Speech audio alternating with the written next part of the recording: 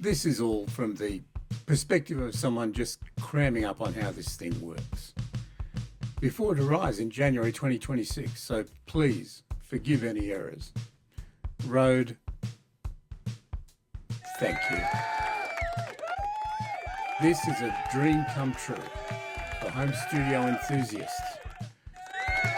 Because like a few Gripenese and hydrogen-powered submarines and shipping, high-performance USB-C will give us creative independence. This video does not look into wireless NDI stuff or audio settings. It's just the basics of what you can see from the outside. Let's take a deep dive. The record button. It saves to 20 gigabytes on board. Nice. Scenes. That's buttons A to E. Can store a mix of live inputs. That's camera angles. As an aside, a very brief aside, there is behind the scenes an instant mode, a built-in live program feed for on the fly, and a studio mode, a built-in preview feed for setting up the scene behind the curtains, if you will. But back to the basics. The creative process can be cooked, tossed, and peppered with media. We are talking about things you can do with scenes. There's also overlay. That's allowing for titles, transparent PNG files, stuff that sits over the top. There is multi-source, the ability to split the multiple camera angles, the inputs, onto the same screen as objects. They can be layered, would you believe? So cool. And keying, which includes the ability to do things like green screen or blue screen effects. Last but not least, fade to black. No doubt there are transitions and timings that make it a bit more than fade to black.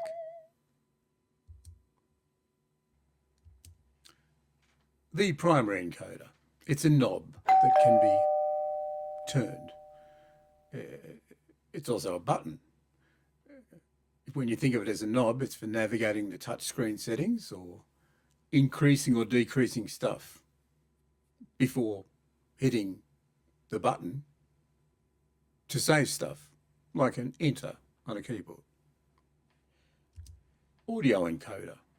It does similar things. It can be thought of in a similar way, but it's more related to the increment or attenuation of audio and audio ins and outs on the back. We'll get there. Audio output indicators. They display the activity of the TRS or headphone jacks, again, on the back. Inspect. The inspect button. From what I know, so far, it allows for looking at or changing settings and configurations behind the curtains without upsetting the talent. And who wants to upset the talent? Auto relates to a cool feature where scenes or inputs, camera angles, can be allotted to different mics. So the mic triggers that camera. Sensitivities for such are configured in settings. Cut is cut, but I haven't got this toy yet, so I'm sure there's more to it than that. Touch screen. This is the main interface, of course, for settings and menus. It has up to 5 or 6 doorways to deeper settings, depending on how the encoder, the knob wheelie thing above, has been used to navigate or save. There are also navigation arrows on the touchscreen. So let's look at the business end. Inputs and outputs in the back.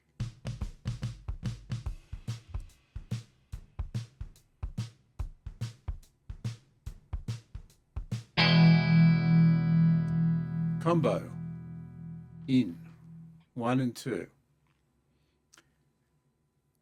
They take XLR, phantom powered mics, for example, TS, instrument cables, guitar, for example, and there is mention of TRS, that's line level devices. Sounds too good to be true. We'll see. You might want to pump through and or record a stereo pedal board from a DI box with expression pedals and all the rest, using XLR. Crystal clear. Very nice. Thank you, Rode.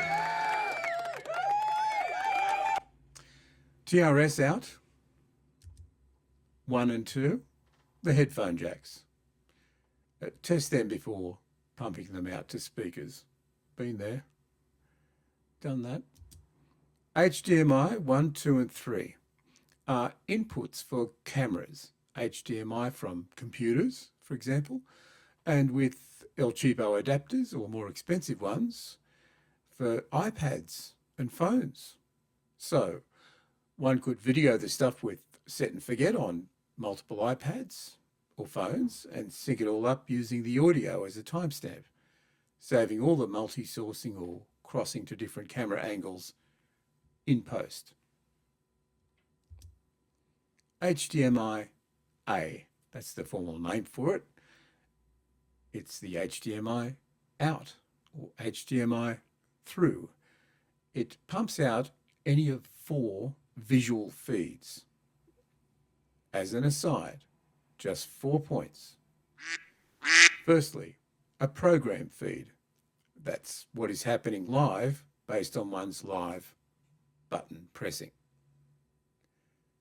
Secondly, a preview feed, which allows for prep prior to going live. It is available in studio mode only. Thirdly, the multi-view feed, a control freak's overview of what's banging on all over the place. And finally, the camera 1 to 4 feed. It gives an overview of camera angles, the inputs attached, and allows for routing to a choice of 3 outputs. For example, the HDMI, previously mentioned, or one of the USB-C outputs. Very clever. USB-C ports 1 to 4. Suffice to say, USB 1 and 2 are sensitive New Age guidelines to multiple computers and devices. USB 3 is for storing to external drives. USB 4 is for an extra mic or webcam. This is all wet cement because things are quite configurable and reroutable below the bonnet in settings. Good old Ethernet. A hardwire connection to the router allows for online stuff and NDI, network device interface stuff on your local area network. USB power is USB power. Whatever feeds it sucks USB-C PD, don't know what that means.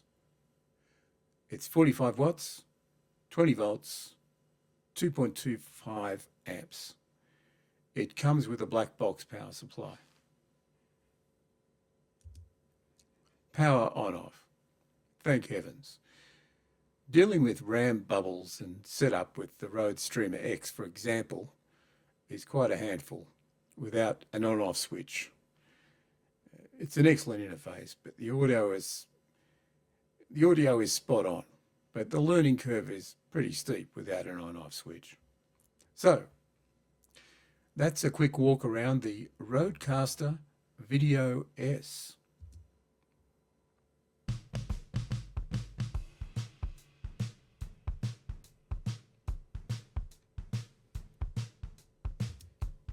If you want to be part of a project to mind map all the touchscreen settings, mention it in comments below. It means taking a photo and or recreating each menu as a graphic and naming the files in a hierarchical schema, ready for clickably unveiling all the menus in an animated mind map. Silent, quick animations to quickly explain stuff and share tricks just makes sense. The creative potential for live video of formerly difficult shots and angles for things like surfing, archery, music festivals is just amazing. Thanks for an excellent toy, Rode. For people who want to create or stream stuff live, record music and or not spend hours in post-production, the RODECaster Video S is filthy good. You've nailed it. Again. A heartfelt thanks. We are so proud of you.